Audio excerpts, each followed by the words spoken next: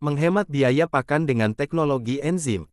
Enzim merupakan senyawa protein dapat larut yang diproduksi oleh organisme hidup dan berfungsi sebagai katalisator untuk mempercepat reaksi pemecahan senyawa-senyawa organik yang kompleks menjadi sederhana.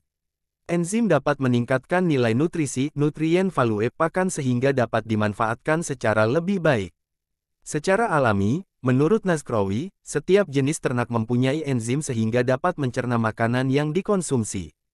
Enzim tersebut dapat diproduksi sendiri maupun oleh mikroba yang terdapat dalam alat pencernaan ternak.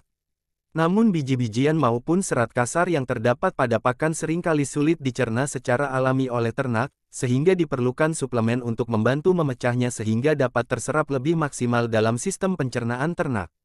Pakan yang tidak tercerna dengan baik akan terbuang sia-sia. Enzim yang penting untuk unggas adalah non-starch polysaccharide, NSP, yaitu selulose, silanse, silanase, glucanase, dan lain-lain. NSP dapat menghidrolisis polisakarida menjadi monosakarida. Manfaat NSP antara lain membantu memelihara kesehatan usus dan pencernaan unggas, meningkatkan konsistensi, meningkatkan efisiensi pakan dan mengurangi biayanya. Namun demikian, peraih gelar PhD di bidang microbial biochemistry dari Ehime University Jepang ini mengingatkan perlunya memahami struktur kimiawi dan konsentrasi enzim NSP dan untuk tujuan apa NSP akan digunakan.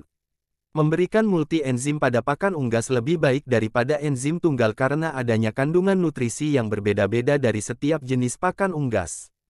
Riset Alltech. Alltech sejauh ini telah melakukan berbagai riset di bidang teknologi enzim untuk pakan ternak. Menurut General Manager Alltech Indonesia, Heri Santoso, hampir semua pabrik pakan sudah menggunakan enzim, tetapi jenis enzim yang dipakai mungkin berbeda-beda tergantung dari tujuan yang ingin dicapai oleh pabrik pakan bersangkutan. Sosialisasi ke para peternak unggas pun sudah banyak dilakukan oleh produsen enzim terutama untuk pakan ayam petelur, layer, yang melakukan pencampuran pakan sendiri, self-mixing. Konsep dasar yang disosialisasikan sama dengan pabrik pakan yaitu untuk mendapatkan biaya pakan yang lebih murah dengan menggunakan enzim. Pada prinsipnya teknologi enzim dapat diaplikasikan ke semua jenis unggas termasuk ayam pedaging, broiler, ayam petelur, layer, dan bebek. Dalam sebulan peternak layer rata-rata mampu memproduksi pakan sebanyak 500 ton. Bila menggunakan teknologi enzim, mereka mengaku rata-rata mampu menghemat Rp25 sampai Rp75 per kilogram pakan dengan mendapatkan performance unggas yang sama. Dengan demikian penghematan antara Rp12,5 juta sampai dengan Rp37,5 juta setiap 500 ton pakan yang diproduksi, jelas Heri. Dosis penggunaan enzim sangat tergantung dari jenis produk enzimnya, ada yang berdasarkan unit enzim dan ada juga yang berdasarkan banyaknya pakan kuantiti. Enzim hasil teknologi dari Alltech Alzime SSF dosis yang diberikan berdasarkan kuantiti yaitu 0,2 gram per kilogram pakan broiler dan untuk pakan layer diaplikasikan 0,15 gram per kilogram. Alzime SSF yaitu enzim kompleks enzime terdiri dari 7 jenis enzim yang bekerja secara sinergistik untuk meningkatkan nilai nutrisi pakan. Selain itu, untuk meningkatkan nilai nutrisi dari bahan baku sumber protein, Alltech mempunyai produk Alzime Fake Pro Enzyme Protis yang bila diaplikasikan akan mampu menurunkan penggunaan bungkil kedelai soybean meal sehingga menurunkan biaya pakan. Bahan-bahan pembuat enzim. 1. Gula aren atau gula merah. 2. Buah nanas. 3. Ikan segar, pilih jenis ikan yang mana saja baik lele, belut, gurami atau ikan tongkil. Semua bahan 1:1 digabung jadi satu kemudian simpan pada wadah secara tertutup proses penyimpanan selama 1 bulan atau kurang dari sebulan. Penerapan enzim pada pakan unggas. Istilah enzim pertama kali diperkenalkan pada tahun 1878 oleh Kuhne sedangkan konsep kerja enzim dikembangkan oleh Emil Fischer pada tahun 1894 yang mempopulerkan fenomena lock and key untuk menjelaskan interaksi substrat enzim. Tahun-tahun berikutnya mulai ditemukan, mengkristalkan berbagai enzim seperti uris, pepsin, tripsin, kimotripsin, DEL. Enzim adalah biokatalis yang diproduksi oleh sel hidup untuk berpartisipasi dalam reaksi biokimia. Tanpa bantuan enzim, reaksi biokimia akan berjalan lambat, dan membutuhkan suhu atau tekanan yang ekstrim. Enzim akan mempercepat jalannya reaksi kimia tanpa hadir dalam produk akhir reaksi. Reaksi antara enzim dan substrat akan membentuk kompleks enzim substrat, yang selanjutnya akan terpisah menjadi enzim dan produk. Hidrolisis adalah jenis reaksi yang dikatalisis oleh enzim. Enzim umum dibagi menjadi dua klasifikasi, yaitu enzim endogen dan eksogen, terkait dengan cara enzim menyerang molekul substrat. Enzim endogen menyerang substrat pada ikatan interior sementara enzim eksogen mendekati substrat dari satu atau ujung luar lainnya. Gambar 1. Reaksi enzim dan substrat. Sumber, Puk, R.N. Chalfont-D, cakupan enzim dalam formulasi pakan komersial. Dalam kuliah Asia Pasifik 1993 Altek. Belakangan enzim mulai digunakan secara luas untuk keperluan industri mengingat keunggulannya yang jelas dibandingkan dengan kapan. Cara pengolahannya dilakukan dengan cara kimia dan fisika.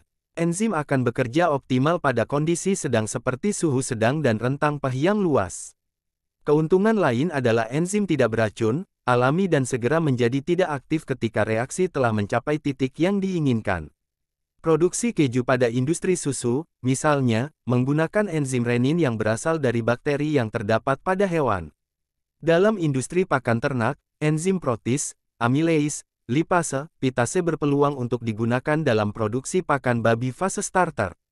Pengolahan daging bahkan umum menggunakan enzim protease. Enzim eksogen lebih umum digunakan sebagai suplemen dalam pakan unggas untuk meningkatkan pencernaan karbohidrat. Dalam banyak hal, penambahan enzim pada pakan unggas bertujuan untuk memperbaiki dan meningkatkan nilai kecernaan bahan baku tertentu yang dalam kondisi normal memiliki hambatan untuk tingkat penggunaan yang lebih tinggi. Sebagai produk manufaktur, terdapat enzim yang bekerja khusus pada gandum, dedak padi atau lemak nabati hewani. Enzim lipase, misalnya, bekerja meningkatkan konversi true metabolizable energy TME dari lemak hewani dan minyak sawit mentah CPO. Penggunaan enzim lipase terutama akan berpengaruh nyata pada ayam muda. Sistem enzim belum berkembang sempurna sehingga kurang efisien dalam memanfaatkan asam lemak jenuh, asam stearat dan palmitat dan juga tidak efisien dalam mencerna sumber lemak yang kaya asam lemak bebas FFA. Enzim yang ditambahkan sebagai suplemen membantu menurunkan kekentalan gel dalam saluran pencernaan, meningkatkan pengaliran enzim endogen ke rekomendasi nutrisi, dan melepaskan nutrisi yang terperangkap seperti gula sederhana dan lisin. Pada ayam muda, kecepatan pergerakan makanan di saluran pencernaannya cepat biasanya 4 jam, dan sebaliknya pada ayam dewasa. Gel tersebut akan meningkatkan kekentalan usus dan menurunkan efisiensi pencernaan dengan memperlambat laju difusi enzim endogen untuk bereaksi dengan substrat dan nutrisi serta menempatkan penyerapan pada fili pada dinding usus halus. Enzim dapat meningkatkan kecernaan polisakarida non-fatty (NSP) seperti selulosa dan pektin yang tidak mudah dicerna oleh enzim pencernaan. NSP, beta-glucans dan pentosans juga dikenal menjebak banyak nutrisi penting dalam sel tanaman dan bagian terlanjutnya menyebabkan peningkatan viskositas saluran pencernaan di usus yang mengurangi efektivitas enzim endogen dan memperlambat pergerakan makanan di saluran pencernaan. NSP umumnya ditemukan pada bahan baku sumber protein nabati seperti bungkil kedelai, bungkil biji lobak, bungkil bunga matahari del. Pakan unggas kaya protein yang banyak bergantung pada suplai proteinnya dari sumber nabati dapat memberikan efek konversi yang kurang memuaskan atau berdampak pada penampilan ayam yang berada di bawah standar. Penambahan enzim diharapkan dapat meningkatkan kecernaan NSP yang sekaligus meningkatkan kecernaan protein. Tabel 1. Kadar NSP pada bahan baku pakan pokok, persen NSP, bahan kering, kecernaan persen, gandum 1012 jelai 1514 bungkil kedelai 48% 200 kacang polong 2218 kacang polong 2319 dedak beras 253 makanan bunga matahari 2817 makanan rumput 285 gluten jagung 20% 3117 pakan gandum 349 sumber, Puk, R dan C. Drive. Cakupan enzim dalam formulasi pakan komersial. Dalam kuliah Asia Pasifik Altek. 1993. Pada prinsipnya penambahan enzim pada pakan bertujuan untuk menghilangkan faktor antinutrisi yang banyak terdapat pada bahan baku yang berasal dari tumbuhan. Peran anti-nutrisi berupa penghambatan pencernaan nutrisi yang berujung pada penurunan energi metabolisme bahan, pertumbuhan rendah, konversi pakan buruk, kotoran basah yang menghasilkan telur kotor dan masalah liter.